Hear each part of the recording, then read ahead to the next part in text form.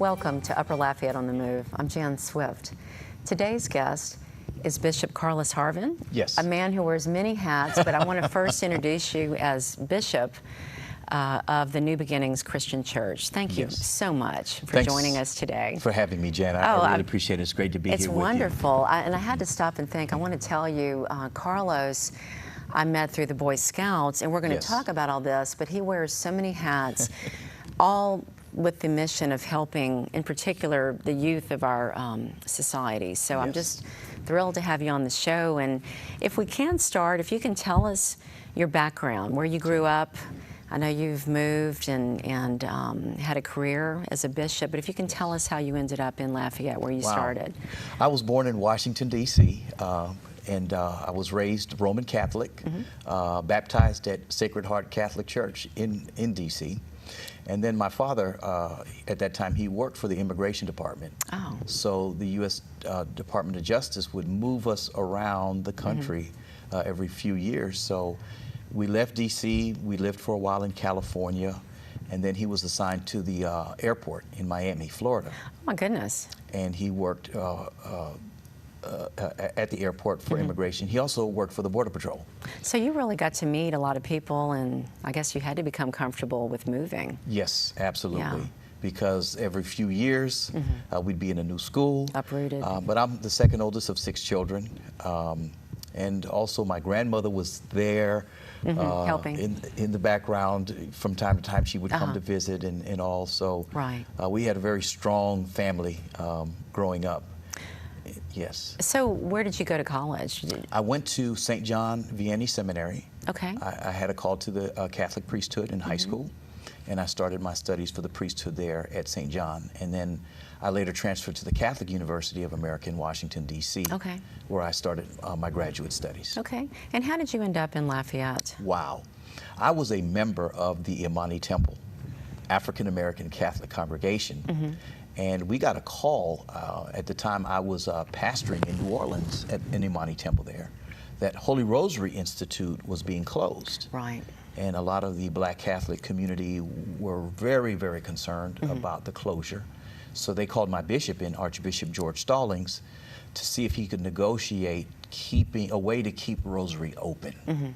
And so the organization called OKRA, the Organization to Keep Rosary Alive, had formed.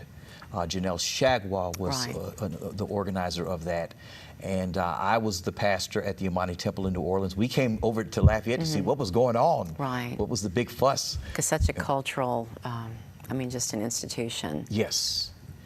And the decision was made to go ahead and close Rosary, and there was such a big disappointment with the Black Catholic community here about that decision. So it caused the opening of a new church, Imani Temple number 49. Okay, so that's what instigated that. Yes. I didn't realize that.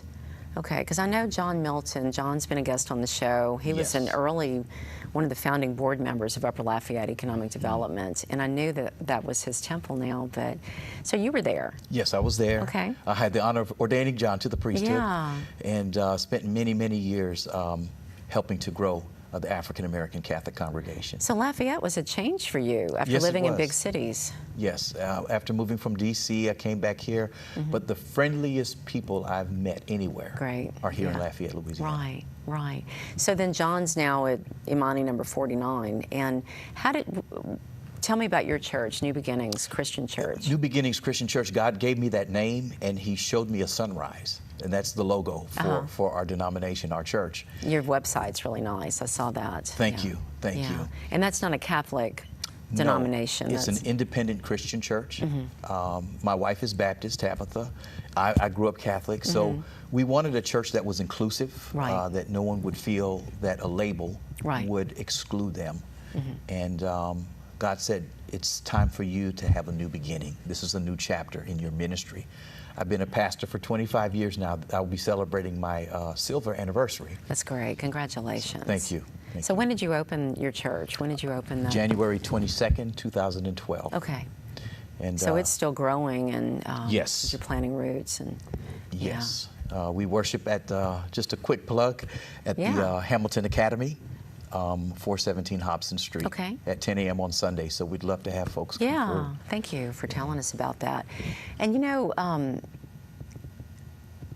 we talked about the Senior Pastoral Alliance. I want to get in the Boy Scouts before we do that, because when I think of you and your passion for helping young men in particular, it must go back to your faith and the work you do with the church. It does. Is that what motivated you to work with the Scouts? Yes, I was a Boy Scout when I was growing up. My parents, when we lived in Puerto Rico, they put my brothers and I in the Boy Scouts, had a lot of fun. As a little boy? I was in the 6th grade, 6th or 7th grade. So kind of growing up. Yeah, kind of, yeah. And got up to, I think, around 2nd class in the Boy Scouts. And just the camping, hiking, swimming.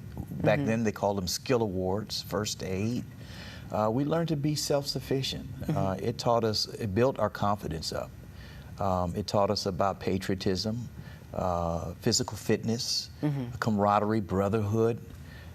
So a lot of those things, I just, cooking out in, in the mountains in Puerto Rico, and that must be putting beautiful. up tents, and we just had fun. And so, through your church, and is that when you first got involved with the Boy Scouts? Yes, I actually got a phone call and heard that they were looking for a Scout Reach director. And that's how I met Art Hawkins. I love that name, Scout Reach, instead of Outreach, Because in the north side of Lafayette, the scouting was very active years ago, and somehow it lost its grip. And it's so critical to have that for young men. I mean, just to have mentors, outside of their family that they can go to and see good modeled behavior. It is. We've partnered with 100 Black Men of Greater Lafayette. It's wonderful. They've been a very strong supporter of our Fathers of the Year campaign. Every Father's Day weekend, we have a big banquet, and it raises scholarship money so that we can purchase Scout uniforms, handbooks, camping scholarships, recharter fees, for young men who may come from an underprivileged background. They can't cover who are the at cost. risk. Exactly. Yeah, and I know that's a big event. I've been to that before, and it's a huge event. Awesome, yes. Yeah, we had Governor John Bell Edwards, who was our keynoter last year. It's 3 years old now. We've raised about $90,000 over the last 3 years. We're so grateful to Greg Gotro at LEDA, Bud Barrow at Lourdes Hospital. Nick Pugh has been a supporter, and John Hage with Charter Schools USA. Those have been our pillar sponsors, and then we've had table sponsors like Cox Communications and just a Smile Community Action Agency, and so many local organizations that have helped to support scouting in the area. I know when I met Greg Davis and got to know him over the years, the Scouts are really so near and dear to his heart. Yes. Because of the way it can change lives and set them on the right path. So. Yes, Greg left big. He's left big shoes to fill. He's I back bet. in because of his grandson. Oh, is he? But years ago, Greg took his Scouts to the Grand Canyon, to Mount Whitney. I mean, it's incredible, and he's brought several of his Scouts to Eagle Scout. He's told me tongue-in-cheek before that the Scouts, the boys, are easy to deal with than grown-ups because they listen. They're open-minded and they listen. That's true. Yeah. So I want to get into a plug. You're a commissioner for the Evangeline Area Council of the Boy Scouts of America. That's correct. And you explained to me that the boundaries of that district are Upper Lafayette's boundaries. Yes. It's basically Cameron Street all the way from the Western Parish line to University, head south to the airport, to the Eastern line, and then all the way up to St. Landry Parish. So it's a large district. It is. And that's where there's a high need for kids that come from disadvantaged backgrounds. Exactly. Art Hawkins, our Scout executive, looked at the boundaries of Upper Lafayette economic development, and said, hey, this would be a great area to target for scouting. And so we looked at the schools, because that's primarily where we draw from. J.W. Falk is in there. Right. Acadian Middle's there, Evangeline Elementary, and these schools have wonderful principals. They do. Wonderful PTCs and wonderful students. Lafayette Middle School, we just got a brand new Boy Scout, and Allison Ilkubi was instrumental in getting a new Boy Scout troop started at Lafayette Middle School. So we're excited by how the growth we've seen within the last 3 years. That's great. On the north side. Yeah. Well, we'll keep that. I'll keep information in our newsletter because I would like to follow up on some of that, and especially as summer comes and you have your fundraisers. So, yes, yes. Let's talk about the Senior Pastoral Alliance. That was really the main reason I called you, not knowing about all the other things we could cover, which are just as important. But Pastor Ken Lazard, Yes. I met originally, Carlos, through, we worked together on Joel Robideau's transition team. I had no idea what a powerhouse Pastor Ken is. I mean, I Yes. didn't know him. We sat down, and within 5 minutes, I realized this person, this man is on fire for his love of God and his love of our community. Yes. And getting the word out that this area, North Lafayette, is ripe for economic development. It's ripe for faith. And if the pastors can work together for all these powerful churches, so much can be done. And I've been honored to have him on our board. And I learned recently that you're the executive director Yes. for the Senior Pastoral Alliance. That is correct. Would you tell us about what that is, how many churches are involved, and just talk about the mission? Wow. I mean, you know it. I want you to get it out to people so they can know more about you. Thank you so much for that. Pastor Ken Lazard is a powerhouse, and when we talk on the phone, we can spend hours talking. Once we get on that phone, and we joke with each other. It's just like when Mary met her cousin Elizabeth, and the baby leapt in her womb. He says, "You make my baby jump." And so That's when we talk funny. to each other, there's dreams and visions Yeah. for economic development, for community development, and have as faith-based organizations how we can partner with government, how we can partner with business, and even how pastors can partner with pastors. That's not always easy. Right, We, right. we sometimes we're stuck in our own little fiefdoms and kingdoms, and what Pastor Ken has been able to do is to link up 30 churches. That's from incredible. Small, medium, large, to Catholic, Baptist, non-denominational, to look beyond just my own congregation. Yeah. And his phrase is, let's learn to pastor a community. And so the key scripture that drives Pastor Ken, and it drives the alliance, is Psalm 133. How good and how pleasant it is when brethren dwell together in unity. That's beautiful. And we're coming up on our 1-year anniversary at the end of this month.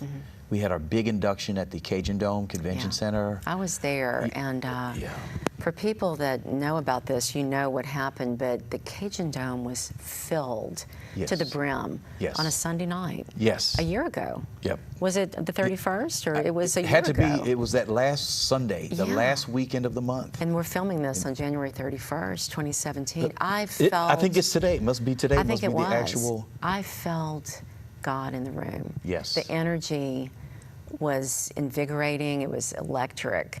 And the looking around, seeing, it wasn't just the pastors that were there. Their Right. congregations Yes. showed up. We had a mass choir. I've never seen anything like that. Members, interracial, interfaith. Yes. Diverse. yes. But all with the love of God. Absolutely. And I really felt at that moment that I was witnessing history, Carlos. I really did. I really believe, this is just me talking, but I really believe that things can be done by the Pastoral Alliance that no politician will be able to accomplish. Wow. I mean, that's not humbling just- to hear that. Well, and at the I'm same watching it time- happen. Yes. We know. have to understand the body of Christ, the faith community, has a charge to keep, a commission. The Great Commission is to go into the whole world. It does us no good to stay locked inside those four walls, but the Bible says we are the salt of the earth. We are the light of the world. And the Lord didn't give us a light to hide the light. It's got to be set on a stand. So when you have one light, that's great. Yeah, but 30 lights, and it's just growing. I know it's going to grow. Yes. And what I've seen, I want to share with people from an economic development standpoint and a community standpoint. Just recently, we had that press conference Yes. supporting the I-49 Lafayette connector. Yes. And Pastor Ken Lazard organized it with One Acadiana, and members of the coalition, Upper Lafayette's a part of it, at the construction site of his beautiful and expansive new building on Patterson Street. Yes. Which is really in the heart of an area that's known for its economic disadvantages. Yes. It's across from Alice Boucher. He's building a multi-million-dollar facility with cash. They're building as they can pay for it with a move-in date of next year. And I know he's not going to have a cent of debt on it. That's right. It's debt-free. It's going to be gorgeous, but it's right situated where he lives. He lives right there. Yes. And the church, Pastor Ken, they're building $250,000 homes in an area where we haven't seen that type of investment. The money's being put where the mouth is, and it's not just talk, it's action. So your alliance is working to look at what do we need to do in our community, including I-49, because of the economic, I guess, driver that it's going to be for our community. I think what Pastor Ken is doing in Truman, Bayberry Point, Richter Park, it's serving as an example of Upper Lafayette economic development. We're seeing development on the north side in an area that was labeled blighted, or there had been disinvestment. Right.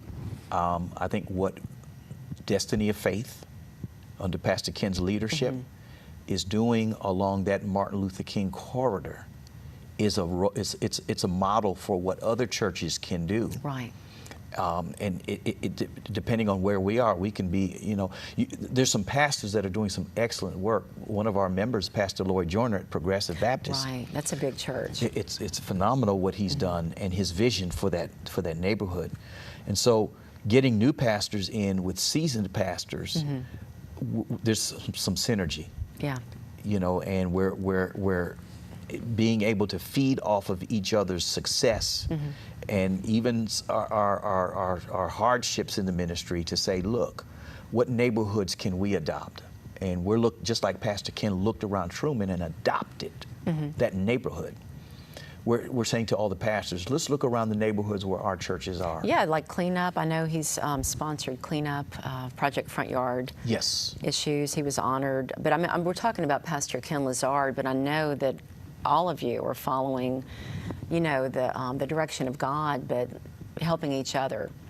Like you said, the synergy. What can we do in our neighborhood? Exactly. Where we wouldn't do it necessarily on our own, but when you have an example that's set, it's fun. It's fun to step up and match or beat what they did. Exactly. That's some good, healthy competition. Yeah. And we're putting together now as we speak a strategic plan. We'll be coming together on the 18th of February. Okay. So that we can come up with an 18-month, maybe even longer period of time. A set of goals, some achievable goals that we can accomplish as an alliance. Okay. What are going to be our top priorities for 2017, moving into 2018? And obviously the I-49 connector is critical to that because along with that highway, there's going to be 500 feet of development on either side of the connector. Right. And we're talking about neighborhoods. We're talking about homes. Right. We're talking about businesses. We're talking about building a livable community that up till this time, it's a lot of blight. And it's been in limbo. I mean, that's the word I've used. It's hard to go invest right now in that corridor because we don't know what's going to happen with the Lafayette connector. And so people that own property, people that live there, they're really, it's in limbo. I mean, you can sell it to the government. I know they're buying up some rights of way, but that's not really the best use of your property. I mean, I think people are waiting to see what's going to happen. So I think the Senior Pastoral Alliance, speaking up with Joel Robideau, the mayor's office, with One Acadiana, with Upper Lafayette, the realtors, all these other groups that were represented there. It was a very powerful group, but having 30 churches represented said so much about the North Lafayette commitment to the Lafayette connector, to I-49 going through Lafayette. We want to see jobs, we want to see homes, we want to see home ownership, we want to see entrepreneurship and businesses, and it was great being there at that press conference with you. Yeah, it was. And even what Jason El Kubi has done with One Acadiana to form that Connect Lafayette coalition. Right. I want to encourage your viewers to go to connectlafayette.org. That's a big push. I know. To go like that the Facebook page, go check out the website, and just see to catch the vision. Because as we say, in the scripture, where there is no vision, the people perish. There's a vision for this area, and if we all come together as One Acadiana, that vision will come to pass. Right. You must be proud to be a part of this. Very, very excited. It's bigger than any one church. It is. It's bigger than our church. We even understand, I mean, Sean Wilson, our state Secretary for Transportation, as well as the federal government, the U.S. Department of Transportation. We understand all eyes are on this project. They are. To finish the I-49 connector. And we're trying to do it right. I mean, I think with the Evangeline Thruway Commission, you know, that was funded by the Tiger Grant, that's separate, that's trying to protect the neighborhoods. It's separate from the I-49 design. It's Right. there for the people to give their voice. I have high hopes. I've worked on this for years, though, and I honestly never thought we'd see this come through Lafayette, because there's been so much negativity that makes the press, but yet there's so many people for the project, but the word needs to be out. So And, that's why I was thrilled you were there. Yeah, thank you. All voices, and we understand some of the sensitivities with environmental concerns. Of course, who You know, wants the to have the Chico water, aquifer, right. We'll never, but even the cost that it will, the cost that will be needed to even get down in there and find out, has any of that leaked into the aquifer? Just the funding alone is Right. going to, We need to go ahead and pursue that. Right. Exactly. And you know, We'll pay Terry for that. Huval spoke at one of Upper Lafayette's meetings, Carlos, last year, and he told me we're all under the Chico Aquifer's under Lafayette. It's also underneath Houston. With all their interstates, we're in the same aquifer. And he said, you know, Wow. nobody wants Lafayette's water to be like Flint, Michigan's water that's Exactly. contaminated. The federal government does not want to come in and destroy a town. Right. They're here to help us build something. But we do have to step up as a community and show that overall there is support for Yes. progress. There is support for the people and for economic development. So Absolutely. it was a good first step. But yeah, connectlafayette.org is a wonderful site that one Acadiana backed and put together. And it's been a pleasure to partner with them on this. Yes. So Yes. yeah. Well, anything you'd like to tell me about? We've got just a few minutes left. Any upcoming events that the community needs to know about, or any announcements Well, in the next couple of minutes? We're excited with the work of the Alliance as we come up to put together our strategic plan. We're hoping to partner with Lafayette Consolidated Government. They reached out to the Alliance for the Keep America Beautiful. Now it's Keep Acadiana Beautiful. I think that's the name of the campaign. Right. So April 1st, once a year, Okay. we do a Community Beautification Day. And that's where all of the congregations come together. We have our Senior Pastoral Alliance T-shirt, which has our logo on it, and we find a neighborhood in the area. We're looking closely at the area, they call it Fightonville. Yeah, Ken was mentioning that to me. Where is Yes, that? that's between Madeline Street, Yeah. Railroad Avenue to the north, Railroad Avenue to the east, Willow to the north, and University to the west. Okay. So, Fightingville. Yeah, What a that's the name. name, but we want to rebrand that. That's what he was Come telling up with me. a new name. So we want An to start with a image. beautification. What we did for Martin Luther King weekend with the Boy Scouts, we did a community cleanup around the park, and then we did a tree planting. And the boys planted about 20 trees. And we said, look, there's going to be a day when you can come back here with your grandchildren and show them the yeah. trees that you planted. It's beautiful. How you can make a difference in your neighborhood. So we want to provide that to the Where- neighborhoods. Excuse me for interrupting you. Where can people look up the Senior Pastoral Alliance? Do you have a website or Yes. a Facebook page? It's www.seniorpastoralalliance.org. Okay. And they can just type that in and it'll come up. Yes. And you've got a Facebook page also? Do y'all have something that... We don't have a Facebook page Okay. yet. We may have something on there, but I know the big focus has been so The far website? is our website. Okay, so they can get more information if they want to Yes. find out about the churches and what's involved. That's correct, yes. The time went by fast. I told Wow, you it would. you did. It's 24 minutes. Really goes by fast. I could sit here for hours and talk with you. Thank you for all you do for our community, for our boys, Oh, for the wow. grown-ups among us, and thank you. It's great being with you. Thanks. You make a Appreciate big it. difference in our community, and it's an honor. Thank you. It's an honor to know you. Thank you. And thank you so much for watching us. This has been another episode of Upper Lafayette on the Move. You can see this episode and all of our episodes at our website, upperlafayette.com, and we air on AOC 2, the second and fourth Thursday of each month at 8:30 p.m. I'm Jan Swift with Upper Lafayette Economic Development Foundation. Thank you for joining us.